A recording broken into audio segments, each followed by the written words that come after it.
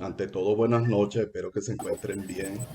Quiero darle las gracias por participar en esta iniciativa que estamos teniendo para celebrar los 300 años de nuestra Universidad Central y particularmente esta iniciativa que está teniendo el posgrado en Teoría y Política Económica, coordinado por el doctor Luis Mata Mollejas, quien no puede estar pues por dificultades técnicas, pero igual la voluntad sigue y sigue Ujú. trabajando día a día sin descanso. Este es una serie de webinars que tenemos planteados este, realizar durante 6 semanas, comenzando hoy todos los jueves a las 7 de la noche. Queremos dar las gracias y el agradecimiento a nuestra universidad que a pesar de todas las carencias, pues sigue luchando y sigue permaneciendo. Gracias a ustedes, muchos profesores, muchos alumnos, que somos quienes damos vida a nuestra universidad. Queremos agradecer también a nuestra Facultad de Ciencias Económicas y Sociales, a la Comisión de Estudios de Posgrado, al Posgrado de Teoría y Política Económica y al PCI, que es el programa Interfacultades, quienes nos han prestado su apoyo para poder elaborar este ciclo de webinars. Hoy comenzando con introducción a R, perdón, a la simulación con R, con el profesor Wilmer Torrealba, quien es parte de nuestro equipo de alumnos en el doctorado, quien está trabajando permanentemente apoyando todas estas iniciativas. Y bueno, quien hoy nos ha creído traer un abreboca a lo que es R como lenguaje de programación. Adelante, profesor. Gracias, Ibrahim. Gracias por esta iniciativa y por invitarme a hacer esta presentación o este estado del arte respecto a la aplicación de técnicas de simulación en el lenguaje R. Bueno, ante cualquier cosa, antes de presentar algún tipo de ejemplos de simulación o incluso alguna aplicación de un caso real, creo que es bueno dar una introducción a lo que es la simulación y lo que es necesario tener en términos del manejo teórico y también metodológico de las herramientas de simulación. Bien. Ibrahim, tú tienes la presentación, ¿verdad? Ahorita yo la tengo, más no Sí, yo tengo la problema tengo con aquí, el no hay ningún PDF. problema. Sí, en el caso cuando pasemos al R, sí presento yo porque el TXT que maneja el R no hay problema. Muy bien. Ahí sí se ve chévere. Imagino que muchos de los que están presentes no manejan el lenguaje R. En ese sentido, haré, aunque sea una pequeña presentación en su momento de lo que es el lenguaje R, incluso para dar algunos códigos básicos para trabajar en el lenguaje R. Que en sí el lenguaje R, para los que no lo conocen, es un software libre, libre en términos de que es gratuito. También tiene la facilidad de que sus funciones, sus algoritmos, las herramientas con las cuales se pueden trabajar en la estadística. Cada día los programadores van colocando su colaboración dentro de todo el ambiente R. El ambiente R, a ser libre, funciona a través de plataformas tipo espejo, para decirlo de alguna manera, y se va alimentando poco a poco, igual que otros software que están en el mercado, como el Python, que creo que uno de los compañeros ahorita acaba de mencionar a Python. De hecho, hoy en día los lenguajes o software que están ganando mayor espacio en el mercado son el Python y el R. En este caso vamos a trabajar un poco el R, pero sin embargo es bueno comenzar con explicación, un estado del arte de lo que es la simulación. ¿Bien? Ibrahim, si puedes pasar la diapositiva. Bien, fíjense, cuando hablamos de simulación, con su propia palabra lo dice, estamos tratando de generar un escenario o tratar de formular una situación, diseñar incluso aspectos que probabilísticamente serían complejos de realizar nada más de pensarlo. En ese sentido, el proceso de diseño de una simulación es tratar de imitar lo que es el sistema, la realidad como tal.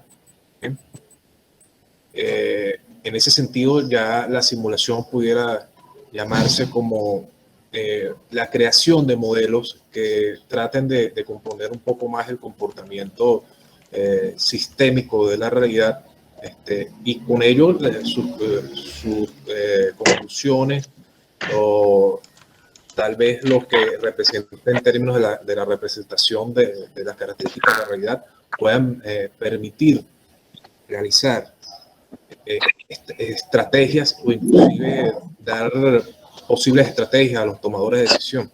¿Bien?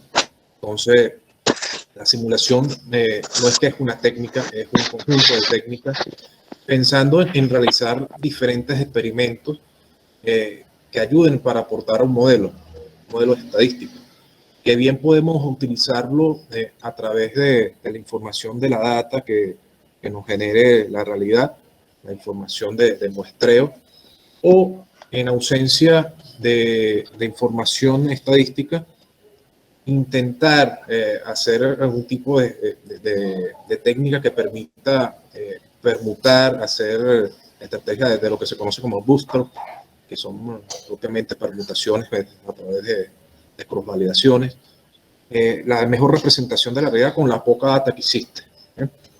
Eso es en términos de lo que es la simulación, en términos estadísticos, lo que generalmente vemos, lo que es la simulación. Ahora, obviamente hay otras herramientas, o mejor dicho, otras ramas que hablan de simulación, que no manejan tanto el criterio estadístico, sino que ya son cuestiones cualitativas, que son otros espacios.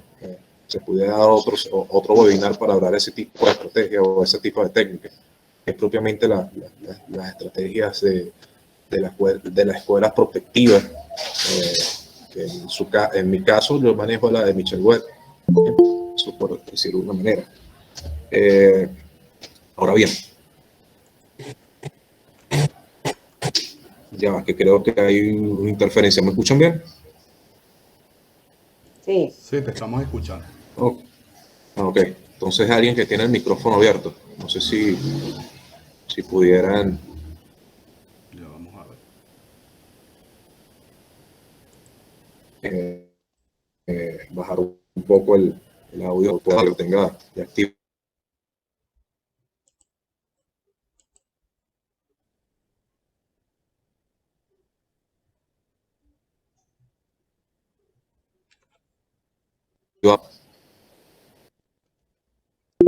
Sí, ya se está escuchando.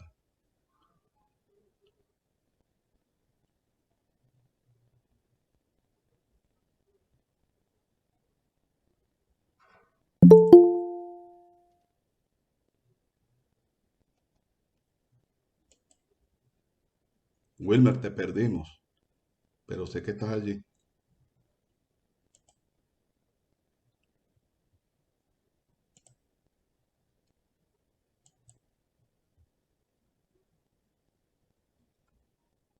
Wilmer. ¿Aló? ¿Aló? Ajá, ahora ¿Aló? sí, ahora sí. ¿Ahora sí me escuchan? Sí. Ok, creo que se fue la señal un ratito. Listo, Ok, podemos chévere. continuar. Ajá, ¿hasta dónde me habían escuchado? Creo que sería bueno repetir porque ya teníamos un ratico sin sonido. Ahorita casi ahora soy yo que no lo escucho a ustedes. Digo que creo que sería Bueno, bueno repetir porque sí perdimos un rato de sonido. Ok, está bien. Hasta en simulación en términos estadísticos escuché yo. Wow, imagínense. Estábamos hablando un poco de la definición de la simulación, que, bueno, recapitulando un poco, es buscar representaciones de la realidad a través de lo que tenemos en términos de información estadística. ¿Bien? Esto puede ser desde variables sociales, variables económicas, variables también de cualquier otro índole. ¿De acuerdo? Y a través de ellos se pueden definir parámetros que pueden ser fijos o pueden ser dinámicos, dependiendo un poco del tipo de simulación que estemos trabajando.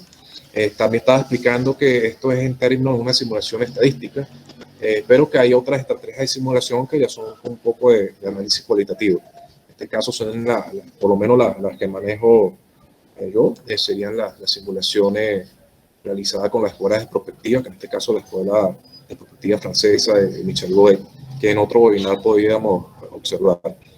Ahora, fíjense, ante cualquier explicación acerca de lo que es la simulación, creo que es bueno para aquellos que no están muy acostumbrados al debate o a la discusión de la estadística, diferenciar un poco las escuelas de pensamiento que existen en la estadística. En este caso, pudiéramos hablar de lo que es la escuela bayesiana y la escuela frecuentista. Cuando hablamos de la escuela frecuentista, ella, o por lo menos los que han manejado la estadística hasta nivel descriptivo, es propiamente definir los análisis estadísticos a través de la realidad, a través de las observaciones, a través de las múltiples estrategias de muestreo que pueden existir. El estadístico es un experto en cálculos de medias y desviaciones en ese sentido. Posteriormente, a través de múltiples experimentos, construir intervalos de confianza, hacer pruebas de hipótesis, contrastes de hipótesis y así sucesivamente. Ahora, cuando ya hablamos de lo que es la escuela bayesiana, esto ya es en base a lo que es el teorema de Bayes. En este caso es construcción de estimadores según las creencias que pueda tener el investigador. ¿Bien? Aquí, por eso es que están marcadas las dos escuelas. Si me preguntan cuál es mejor, depende del experimento o del tema que se está investigando. ¿De acuerdo? Para algunos aspectos es mejor la escuela bayesiana, para otros aspectos es mejor la escuela frecuentista. El tema con la escuela frecuentista es que siempre se va a necesitar de múltiples observaciones de muestras grandes y para poder identificar de manera adecuada las características de los muestreos. ¿Bien? Eso por ese lado. Ahora, regrese un momento a la gráfica anterior, Ibrahim, por favor.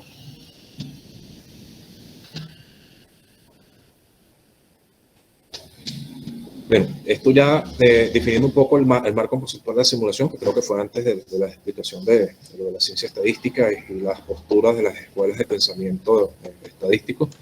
Ahora, cuando hablamos del caso de la simulación, hay dos tipos de variables que se pueden trabajar en la simulación estadística. En este caso son las variables discretas y las variables continuas.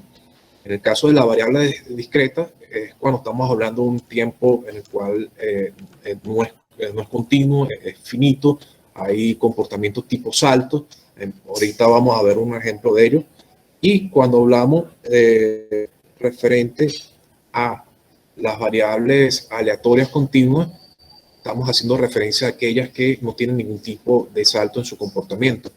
De tal manera que es posible ver su comportamiento de manera continua, sin ningún tipo de interrupción. Ahora, fíjense esto, para cada caso son aleatorios. El término aleatorio en estadística es muy importante, sobre todo para hacer simulaciones. Se supone que algo es aleatorio cuando no hay nada que pueda influir en su comportamiento y por tanto el comportamiento de la variable es completamente impredecible. Bien, su comportamiento no es fácil de determinar como tal. en eso es la aleatoriedad, y por tanto también hay independencia en sus valores de cualquier tipo de sesgo que pueda influir, que pueda aparecer en el comportamiento de la variable. ¿De acuerdo? Eso por ese lado. Ahora, en términos generales, la simulación puede también vincularse a otras ramas de la estadística. Por ejemplo, muchas de las herramientas de simulación son utilizadas para lo que se conoce como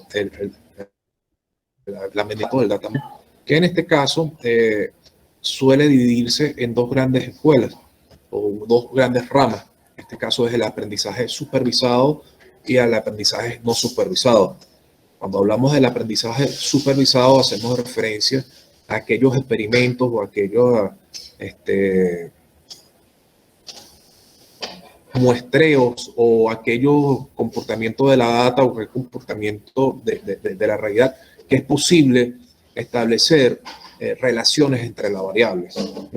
Por ejemplo, para el caso de aprendizaje supervisado se pueden aplicar herramientas de regresión o herramientas de clasificación. Cuando hablamos de herramientas de regresión, entran a utilizarse lo que se conoce como las regresiones lineales, regresiones tipo lazo, por decir alguna, árboles de decisión, por ejemplo, que en este caso se puede establecer algún tipo de relación entre una variable dependiente y un conjunto de variables independientes, o inclusive en otros casos, cuando hablamos de herramientas de time series, de series temporales, se utilizan sistemas de ecuaciones, tipo vectores autorregresivo, mecanismos de corrección de errores, y ese tipo de estrategias. Ahora, cuando hablamos en el caso de clasificación, ya es cuando también son técnicas de tipo regresión, pero en este caso se logra discriminar de manera cualitativa. En ese sentido entra lo que se conoce como, por ejemplo, las regresiones logísticas, la máquina de soporte vectorial, los árboles de clasificación. Esto con el lado del aprendizaje supervisado. Ahora, cuando hablamos del aprendizaje no supervisado, ya estamos haciendo referencia a aquellos casos en los cuales es difícil establecer algún tipo de relación entre las variables que estamos utilizando para describir la realidad. Aquí se pueden dividir entre dos herramientas, o dos ramas, o otras dos subramas. En este caso serían los análisis de clúster, que en este caso, cuando hablamos de los análisis de clúster, entran un conjunto de algoritmos que pueden ser descritos como los aglomerativos y los disociativos. Entre los aglomerativos se pueden mencionar los K-media, la clusterización jerárquica, pero cuando entramos a los disociativos están las herramientas de jerarquización por amalgamiento, entre otros. Subrama del aprendizaje no supervisado se entiende como la de reducción de dimensionalidad. En este caso entran lo que son los análisis de componentes principales, el análisis factorial, el escalamiento multidimensional, por descubrir algunas. ¿De acuerdo? Claro, en un proceso de minería de datos hay que pasar por un conjunto de fases, que en este caso se tiene que ver que la minería de datos es manejar una gran cantidad de información que está amorfe, no se conoce su forma, y por tanto hay que entrar a un conjunto de fases en las cuales se pueden describir el análisis, analizar la data, tratar de descubrir sus estadísticos de orden que pueden describir en mejor manera la data, que ayuden a entrar a la siguiente fase, que sería descubrir patrones. Ahora, una vez que se descubre patrones, se extrae información valiosa del conjunto de datos que hace posible hacer una transformación de lo que era en un comienzo una data bruta que no era posible tener ningún tipo de información. Ahora, gracias a esa transformación de la información se puede alcanzar, descubrir información subyacente, inclusive en algunas estrategias destacar variables que antes no eran observables. Y bueno, ya las siguientes fases no son otra cosa que la interpretación y la evaluación de los datos. Eso para hablar un poco de lo que es la relación de la simulación con la minería de datos. Al final del día, la minería de datos usa estrategias de simulación también. Ahora, En este caso, las herramientas más básicas de la simulación se pueden encontrar lo que se conoce como la simulación de Monte Carlo. Que en este caso la simulación de Monte Carlo es una de las herramientas más antiguas o las principales que se fueron desarrolladas en esta rama de la estadística. No es otra cosa que hacer réplicas de bastante volumen de un aspecto que estemos estudiando o de un modelo que queramos desarrollar, en el cual sea posible a través, bien sea de estadísticos conocidos, hacer la simulación de la realidad. O incluso con los parámetros que se conocen, los estimadores que se conocen, hacerlos dinámicos y tratar de hacerse una simulación de la realidad, en este caso con la metodología de Monte Carlo. ¿Bien? Ahora sí, Ibrahim, puedes pasar la diapositiva.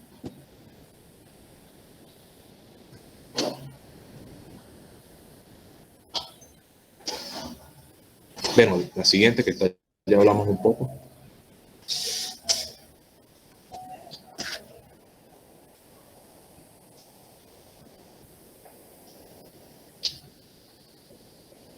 Bueno, aquí hacemos un poco de explicación de los aspectos importantes para hablar de las simulaciones.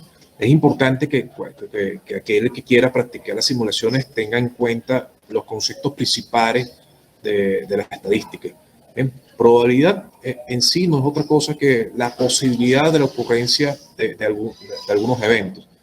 Ahora, en este caso, cuando hablamos de esos eventos con esa posibilidad, se supone que cada uno de esos eventos, en términos de hacer posible una simulación, cumplan criterios de aleatoriedad y, por tanto, independencia entre cada uno de los eventos que ocurran en los casos estudiados. Bien, en ese sentido, es bueno tener bien específico cuál es la población, cuál es el espacio muestral que se quiere hacer la experimentación. ¿De acuerdo? Ibrahim, por favor, la siguiente diapositiva.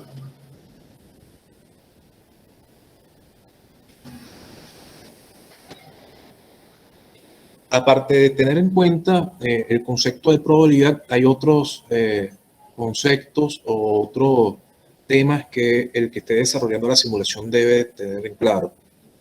Por ejemplo, una de las cosas básicas que un estadístico, cuando en sus cursos básicos, son los temas de desigualdades. Una de las desigualdades más conocidas es la desigualdad de Markov, que no es otra cosa que asignar una probabilidad para un intervalo en términos de un K, que en este caso esa K o esa constante no es otra cosa que la desviación de la esperanza de un evento, o mejor dicho, cuánto se desvía, cuánto se puede desviar el conjunto de datos de la esperanza de un evento. Cuando pasamos a otro tema o a otro concepto importante de la estadística, es el teorema de Chebyshev.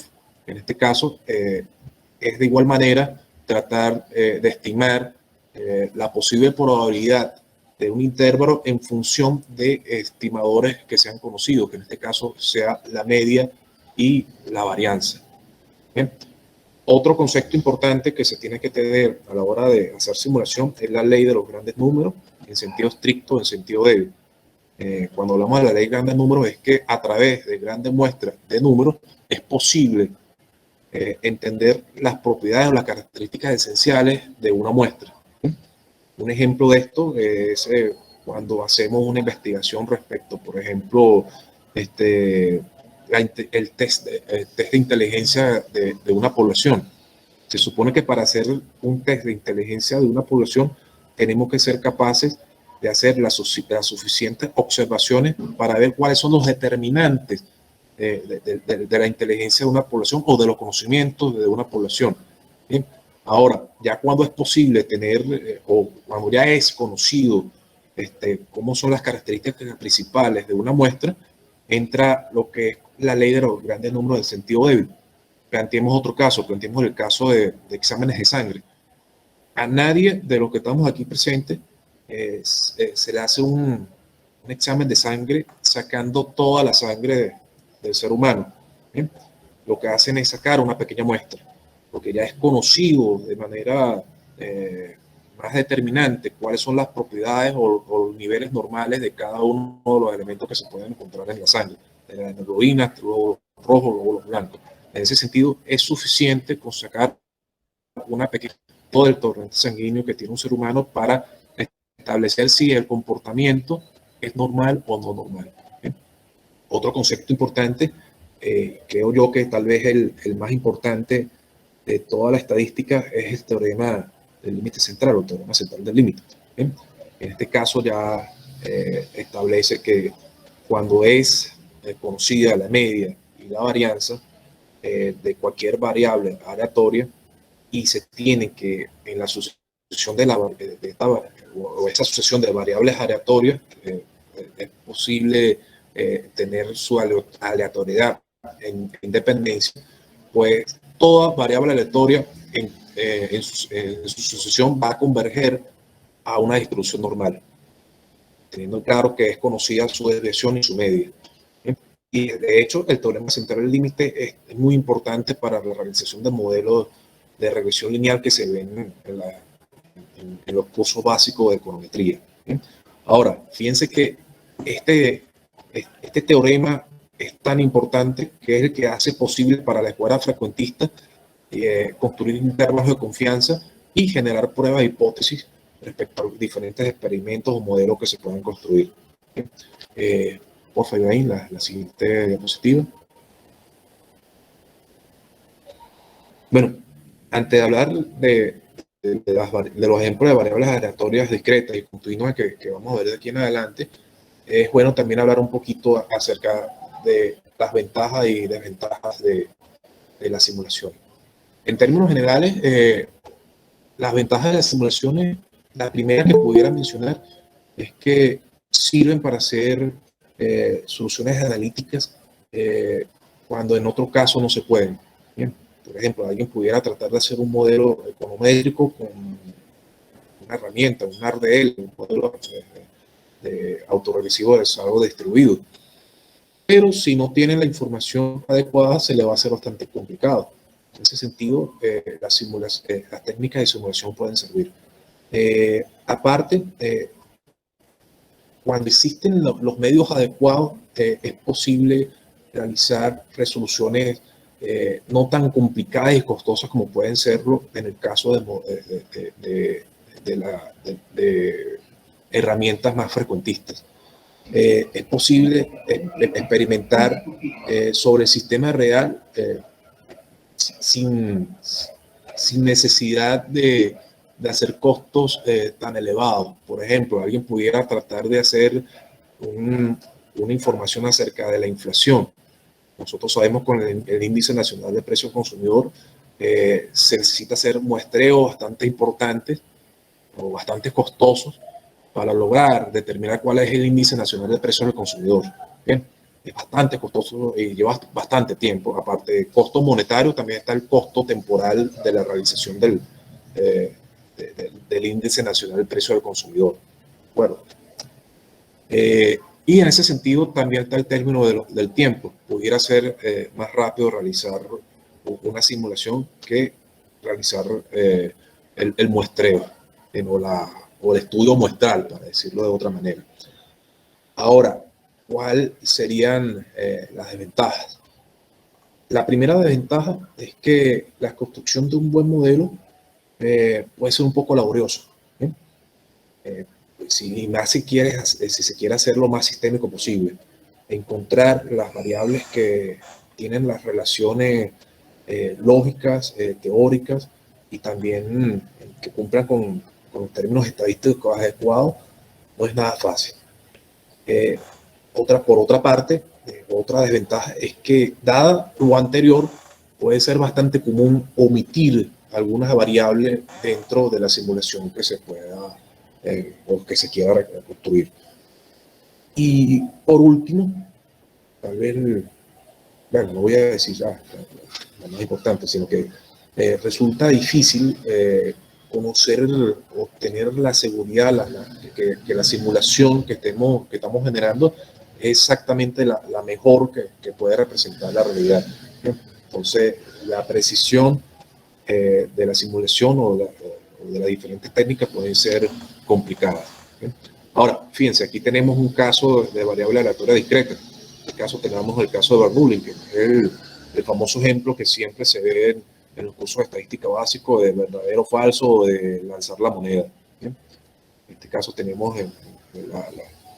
una simulación de una distribución binomial para 120 simulaciones y para otro caso de mucha más amplitud.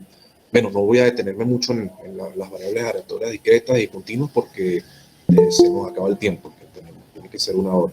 Vamos a pasarla, Ibrahim. Vamos a verlas nada más. Aquí tenemos el caso de la distribución uniforme. Sabemos que la distribución uniforme, cada evento tiene la misma probabilidad de ocurrencia, por eso es la forma de la distribución que estamos viendo en la gráfica, completamente horizontal. Pásala, por favor, Ibrahim. Aquí está la famosa Poisson. En este caso se usa mucho por ejemplo, para los experimentos tipo cola, la teoría de cola. Por ahí tengo un ejemplo de ello, ahorita lo vamos a ver. La siguiente, Ibrahim, por favor. Aquí tenemos la exponencial. En este caso ya es una variable aleatoria continua. Siguiente. La gamma, que en este caso tiene una relación bastante interesante con la exponencial, porque al final del día la función de distribución gamma no es otra cosa que la suma de exponenciales. Adelante, Ibrahim.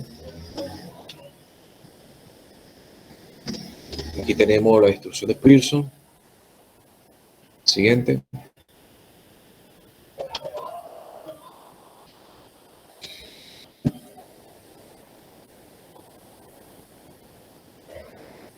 Fíjense, para hacer la simulación, un concepto importante es el concepto de números pseudoaleatorios. ¿Bien? Cuando hablamos de números pseudoaleatorios, o sea, la mayoría de la teoría de la simulación crea lo que se conoce como números aleatorios, que definiéndolo como tal, o si los queremos dar una definición, son variables. Son variables que en principio se generan como una distribución uniforme y a partir de una semilla, cuando en simulación hablamos de semilla, es un valor inicial. A través de ese valor inicial se supone que hacemos cualquier tipo de estrategias o de metodologías, y creo que más adelante las menciono, pero no las voy a mencionar con tanto hincapié para no ocupar mucho tiempo en ello. Se trata de comenzar con esa semilla y a partir de esa semilla, que puede ser un número algo grande, usar metodologías de cálculo que garanticen que cada número que salga de esa metodología sea completamente independiente del otro y que no influya de ningún resultado exógeno que pudiera menoscabar el comportamiento aleatorio del mismo. ¿Bien? En ese sentido, tenemos algunas estrategias que pueden ir desde métodos de cuadrados medios hasta el método de Lerner, entre otros tantos, el método de la inversión también, por decir algunos. ¿Bien?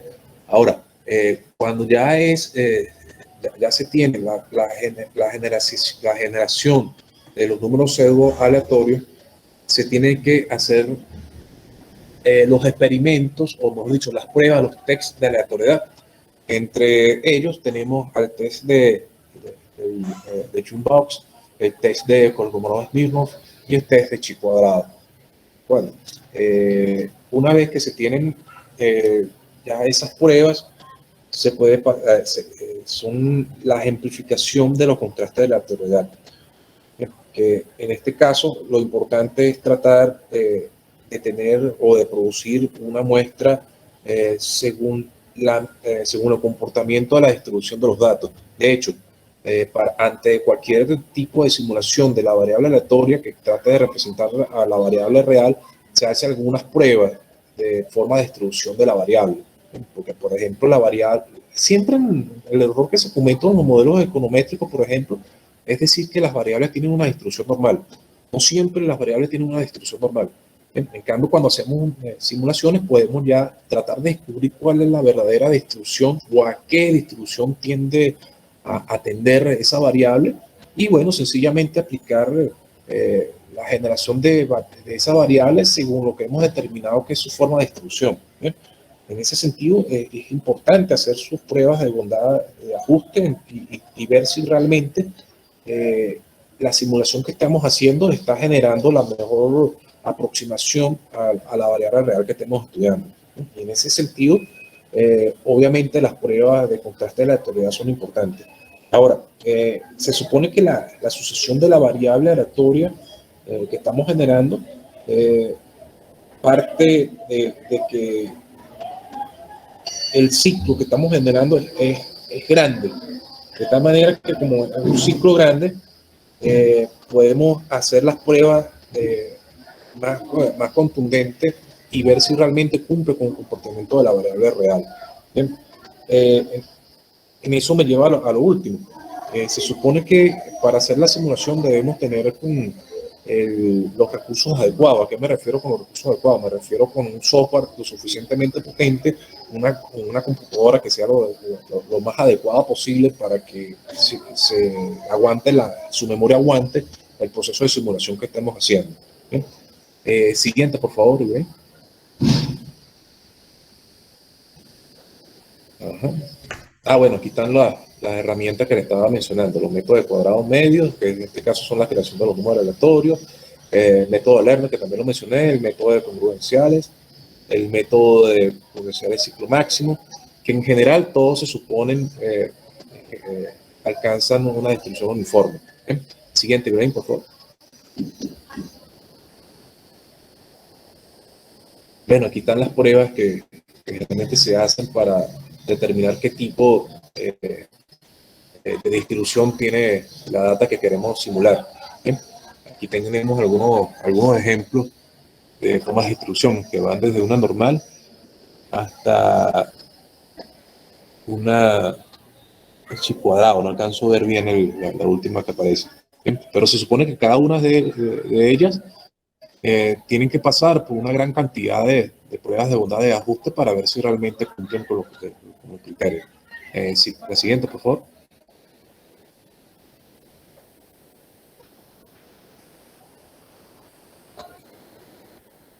Este ya lo dijimos también, que son los de la inversión. Se supone que parte principal es determinar cuál es la inversa de la función que queremos simular. Pues, se supone que la generación del número aleatorio con distribución uniforme me va a permitir la generación de la variable aleatoria que vamos al final del día a establecer. Siguiente. Hay unos ejemplos que van a exponenciar hasta la Weibull. La anterior es para el caso de las variables discretas. En el caso de variables continuas, se puede partir de aceptación de rechazo, que se supone que tenemos que en principio tener cuál es la función de densidad que tiene.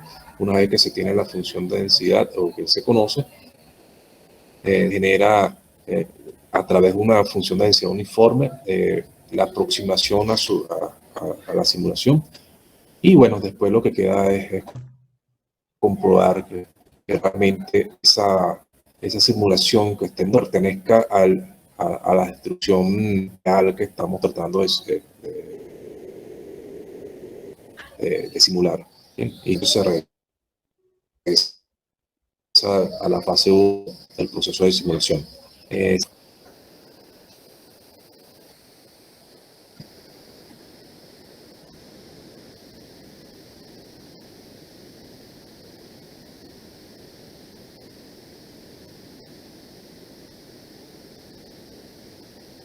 Bueno, aquí están algunos efectos de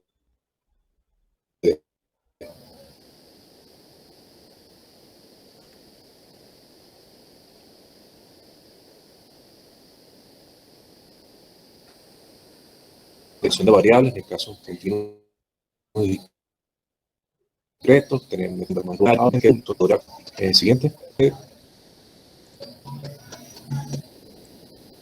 Creo que se quedó ahí. Ok, vayamos a la práctica de R, que se está cortando el tiempo. Voy a presentar yo, ¿viste? Sí, no hay problema. Adelante. Ok, voy. Vamos a tratar de aprovechar el tiempo. Una ventana. Vamos a elegir. Ya, quisiera explicarles primero cómo bajar el R, porque estoy seguro que hay varios que no saben cómo bajarlo.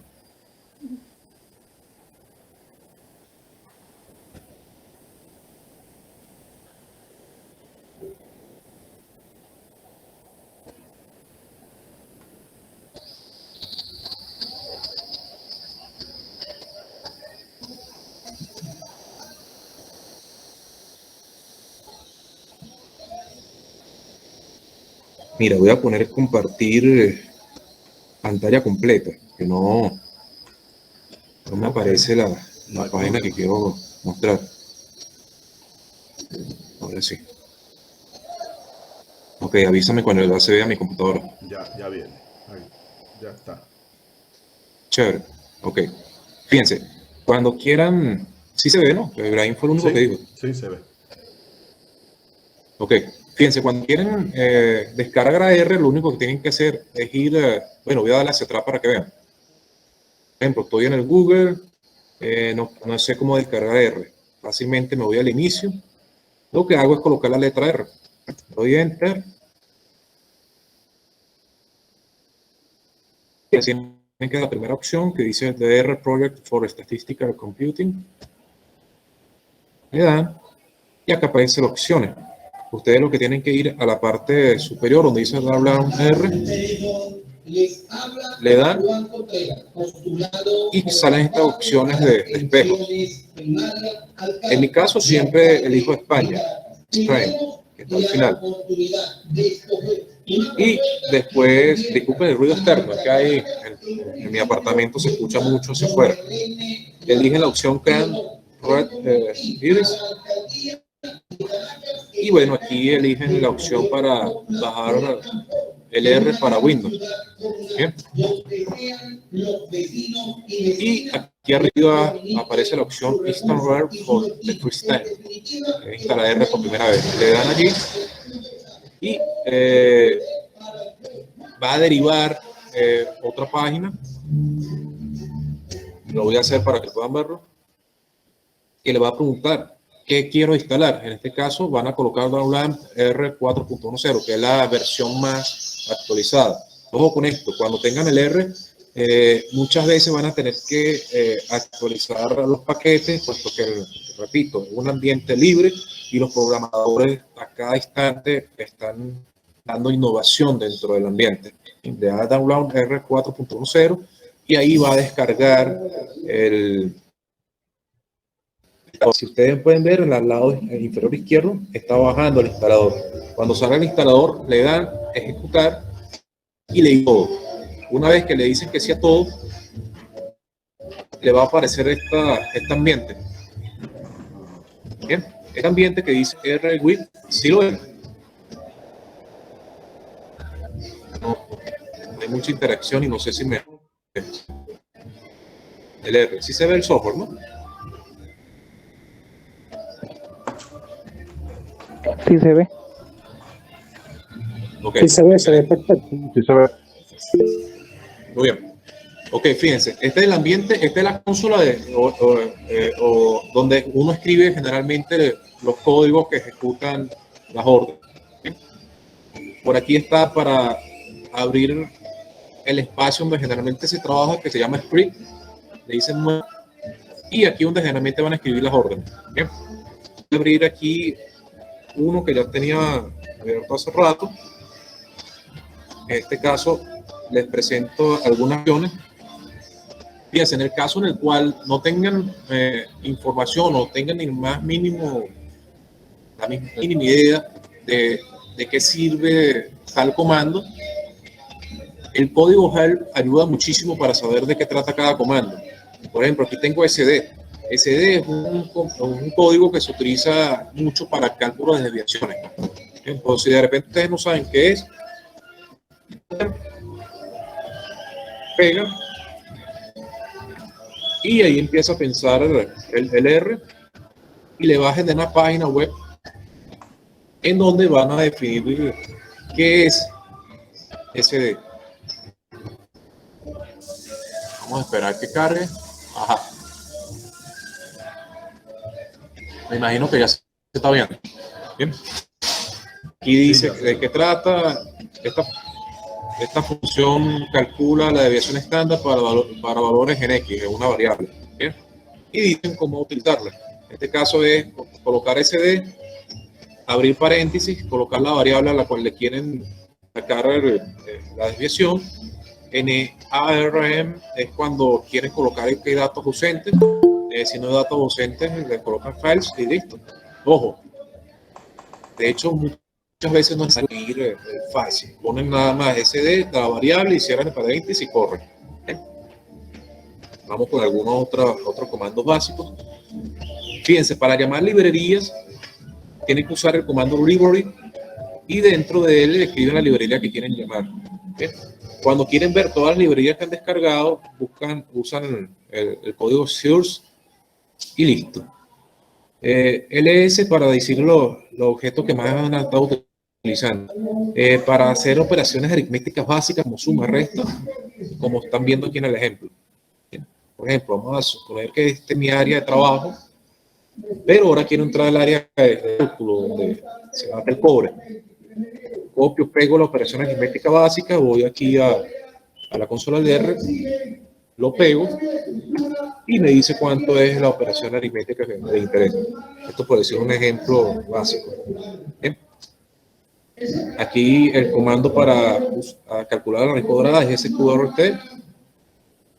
Para crear variables con un solo valor, usan el código menor que y el signo menos, o sencillamente dicen igualdad igual a 5 y lo traen para allá y se crea la variable que es igual a 5. O si quieren crear, dicen t es igual a 0 hasta 19. Hagamos este pequeño ejemplo.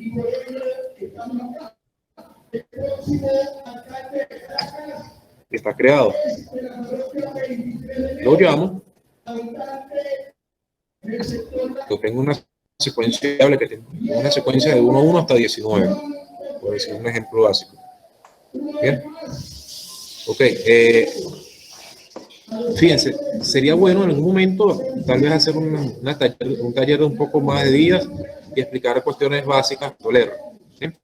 Pero para mostrar un poco la potencialidad del software, vamos a hacer unas cositas más interesantes. Vamos a poner un ejemplo que quiero hacer una simulación algo interesante.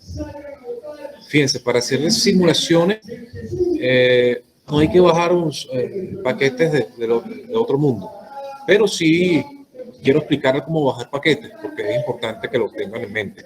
Para bajar paquetes, tienen que utilizar este comando que estoy subrayando, que es install package, y colocar el paquete que quieren traer. ¿Cómo sé el nombre de los paquetes? Yo puedo buscar una lista de paquetes dentro de la función o de la barra de herramientas que se llama paquetes de aquí. Instalar paquetes y aquí me van a salir todo el conjunto de paquetes que hoy en día existen en R. Importante que tengo que elegir el espejo con el que voy a trabajar, que en este caso yo siempre, como dije anteriormente, trabajo con España.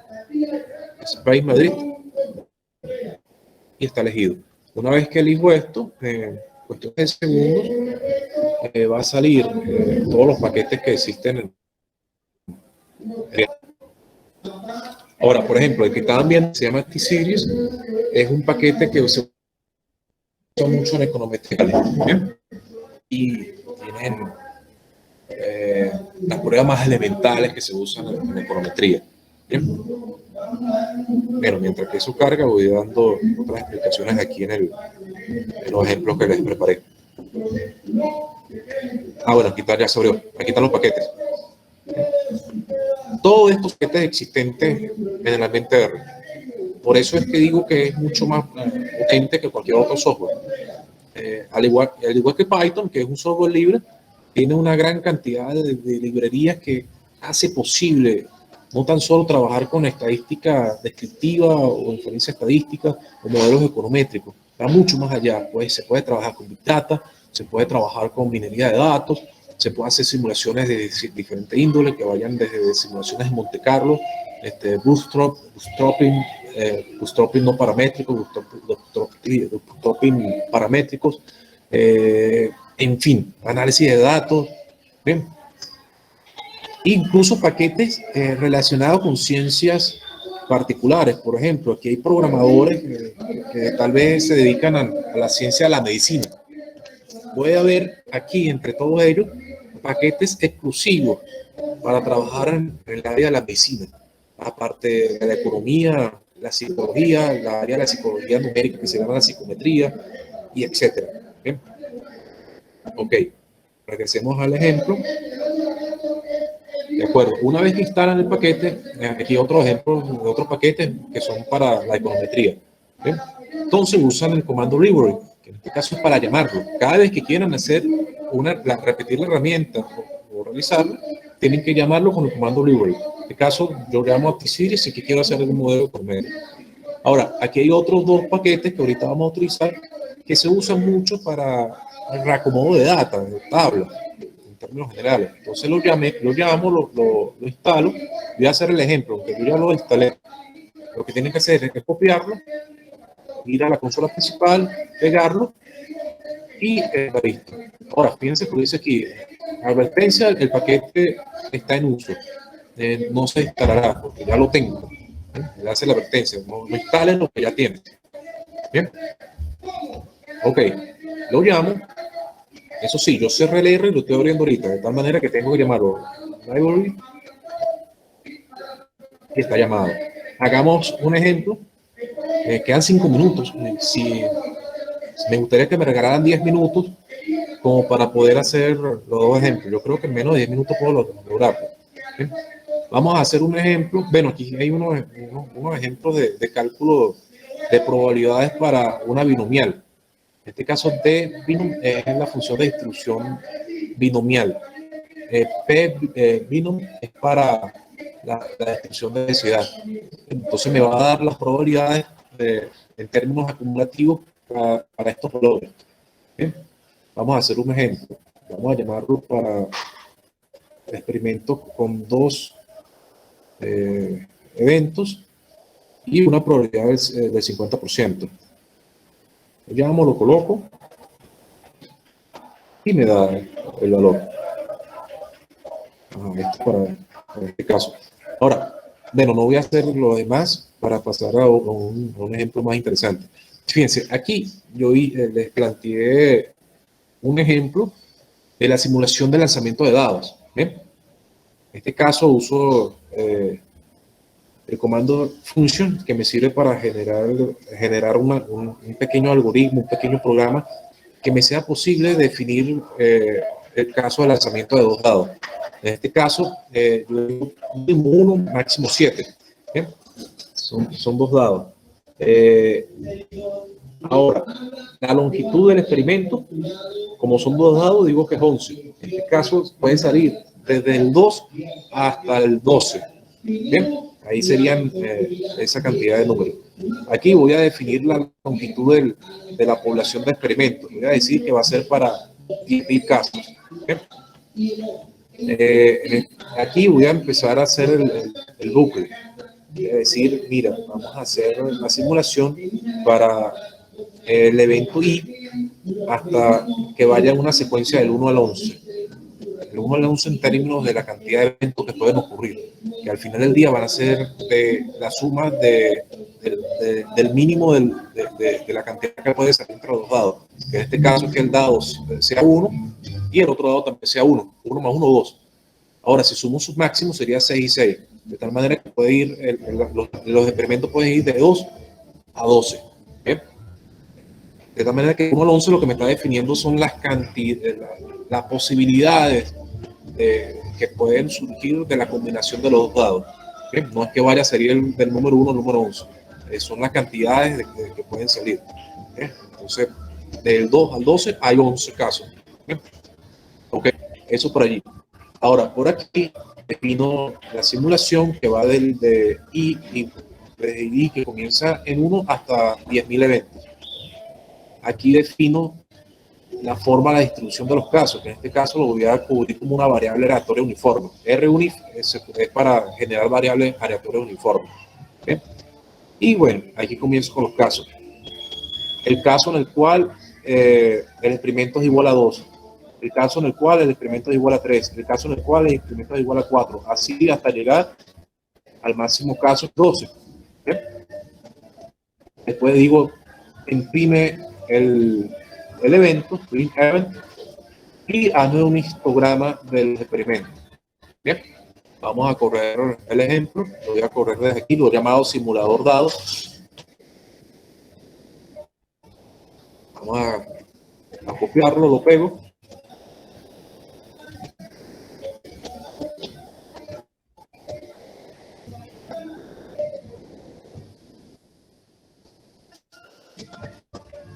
Listo. Corro aquí. Ah, claro, me faltó el último comando que no lo pegué. Que fue falla mía.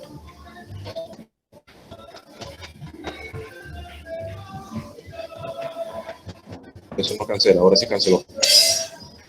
Ahora vamos a tomar el nombre del ejemplo que he corrido. Simulador dados. Lo copio. Lo pego. Y aquí me sale el primer caso. Bien. Fíjense la forma de histograma. Del 2 al 12. Y aquí dice la cantidad de veces que salió el 2, la cantidad de veces que salió el 3, el 4, hasta llegar a la suma máxima de los casos, que es el 12. Y por acá veo la cantidad de veces que me salió el 2. Ese me salió una vez, el 3 me salió 4 veces, el 4 me salió 7 veces, así sucesivamente hasta llegar a 12. Que me salió 4 veces. Se supone que la suma de todo esto me va a dar 100. Porque yo dije, de los 10.000 casos, córreme 100. Aquí está el comando. Bien. Entonces ahí tengo ese caso. Ahora, cada vez que yo corra el simulador, me va a dar un histograma diferente, porque el comportamiento es aleatorio. De hecho, si le hacemos la prueba de aleatoriedad, me va a dar que es aleatorio, porque así di las órdenes, que fuera una distribución uniforme, con comportamiento aleatorio. En cada uno de los ejemplos que corra, va a haber un histograma diferente y con eventos diferentes para cada uno de las sumatorias salidas, obtenidas, mejor dicho. ¿Bien? Esto por aquí. Ahora, que ya son las 8, pero por favor regálenme 5 o 6 minutos más para plantearle otro ejercicio interesante en el R. Con eso, bueno, si hay algún tipo de pregunta, abro la oportunidad de preguntas. Ajá. Aquí hay una simulación bayesiana, pero lo que quiero hacer es un ejemplo de teoría de colas.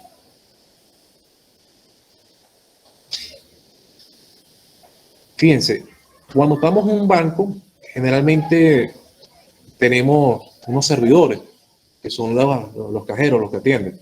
Uno dice, mira, yo quiero ver el comportamiento de la situación de que yo entre a un banco y vea cuánto tiempo puedo durar en cada fase. ¿Bien? En la teoría de colas no es otra cosa que tratar de determinar el tiempo de estancia en cada uno de las colas, el tiempo de atención de cada uno de los cajeros, el tiempo de llegada de las personas. De hecho, hace cuestión de 15, 17 años, tal vez 10 años, no recuerdo bien, uno cuando entraba a un banco, en este caso traigo el ejemplo del mercantil y del Venezuela, creo, no recuerdo si el Venezuela. Yo entraba al banco mercantil, decía, voy a un servidor, tomaba un número y se suponía que ahí me decía el tiempo que iba a durar para que me atendieran. Bien, yo me sentaba y bueno, el tiempo que me decía el papel tendía a cumplirse con mucha precisión. ¿Bien? Porque el experimento de caja y de cola cumple con mucha experimentación y se puede determinar cuáles son las funciones de distribución para cada uno de los elementos que queremos simular, que en este caso, repito, es el tiempo de llegada de los clientes, el tiempo de atención de las cajas, el tiempo de que dura un cliente en la cola, y con esa información se hace posible determinar cómo es el comportamiento de esos eventos. Aquí en este caso estoy definiendo que la tasa de llegada es 3, es decir, cada persona llega una tasa 3 cada minuto. El tiempo de servicio, los cajeros duran, por decir, 4 minutos en atención, el tiempo inicial obviamente es 0. Aquí pongo la forma de comportamiento de la llegada de los clientes. En este caso estoy planteando que la llegada del cliente tiene un comportamiento exponencial, una variable aleatoria exponencial con su estimador, con su parámetro principal, que es su media, en este caso anda en 360. ¿Bien? Defino un poco la próxima llegada, que no es otra cosa que el T, el tiempo que estamos hablando, más la llegada del anterior cliente. La próxima llegada, bueno, voy a tratar de no explicar mucho esto para no ocupar el tiempo que debe durar. Defino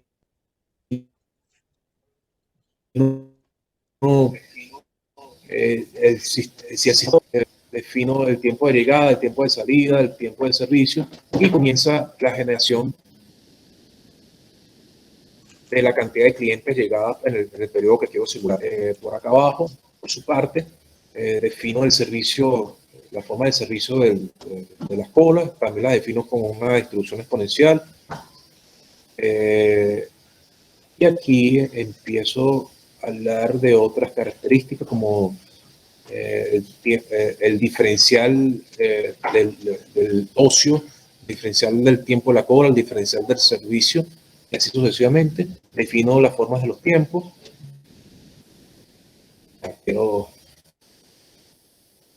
Y bueno, aquí vamos a llegar hasta esta parte. Vamos a copiar, pego.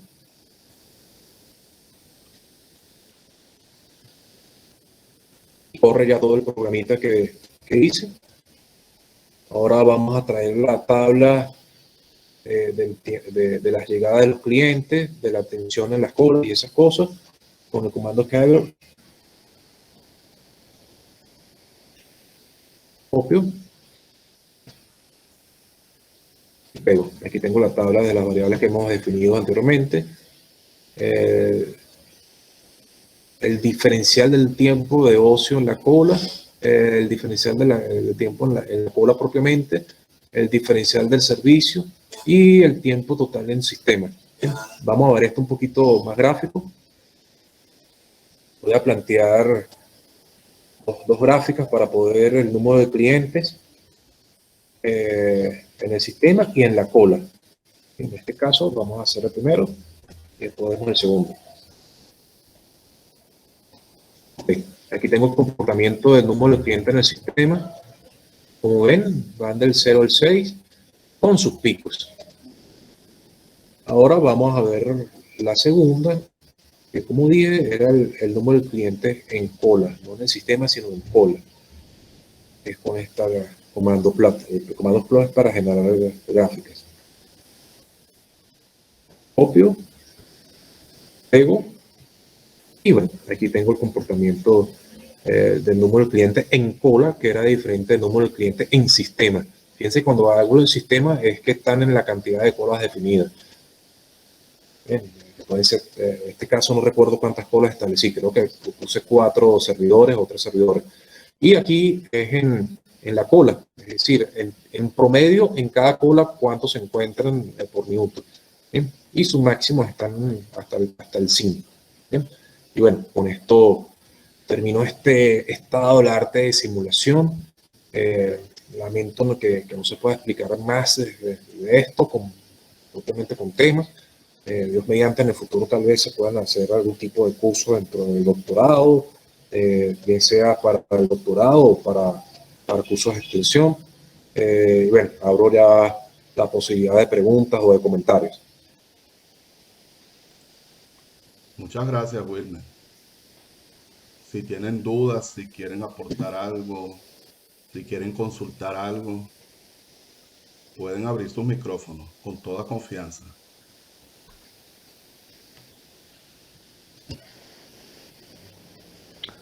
Hola, buenas noches a todos, compañero. Gracias por la presentación. Quería hacerte una consulta. Yo puedo hacer un ejecutable, es decir, esa programación en R te permite hacer un ejecutable y lo puedes exportar, ejecutarlo en cualquier otra computadora sin tener instalado la aplicación R. Mira, hay opciones para extraer la simulación o cualquier otro tipo de cosas. No nada más de simulación, puede ser también cualquier otra herramienta dentro de la estadística. Que te lo reporte en un Excel o en un TXT. Y bueno, después tú llevártelo. Ahora, si es que quieres simularlo propiamente, sí, tienes que tener el R.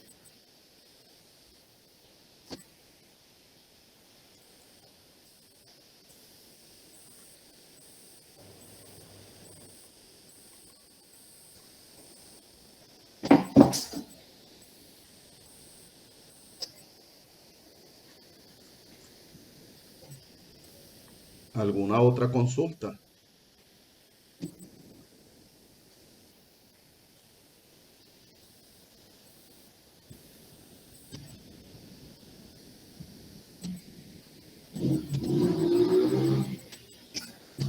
Hola, buenas noches. ¿Existiría la posibilidad de que ustedes compartan el código de la simulación que se hizo para hojearla mejor en algún lado? Sí, claro, Carlos. Me imagino que Ibrahim tiene el correo de ustedes. Yo le haría llegar a Ibrahim los códigos y bueno, eso lo facilita. Sí, se las podemos publicar por el Instagram. No hay ningún problema. Sí, claro. De todas maneras, nuestro correo también está abierto a sus consultas futuras, sin ningún inconveniente. Es economiaucb.phd@gmail.com. Y en el asunto colocan consulta. Por allí les podremos responder. O también, como les dije, por el Instagram, que es el mismo, economiaucb.phd.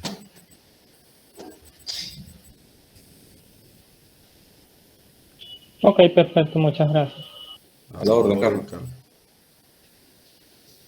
Bueno, si no hay más dudas, podemos dejarlo hasta aquí. La invitación queda abierta para la próxima semana, el jueves también, a las 7 de la noche, con una nueva reunión, un nuevo webinar. Están todos cordialmente invitados y a quienes ustedes quieran extender la invitación, pues está abierto. Gracias por venir con nosotros a celebrar estos 300 años de la universidad. Recuerden que somos nosotros quienes damos vida a la universidad, quienes la hacemos, quienes la mantenemos y quienes la representamos. Muchísimas gracias y que tengan buenas noches. Bueno. Gracias, Wilmer, gracias, Wilmer, por tu presentación. Gracias, Ibrahim. Excelente herramienta de estadística. Bueno, esperamos en esa ampliación con nuevas explicaciones y nuevas formulaciones. ¿Cómo?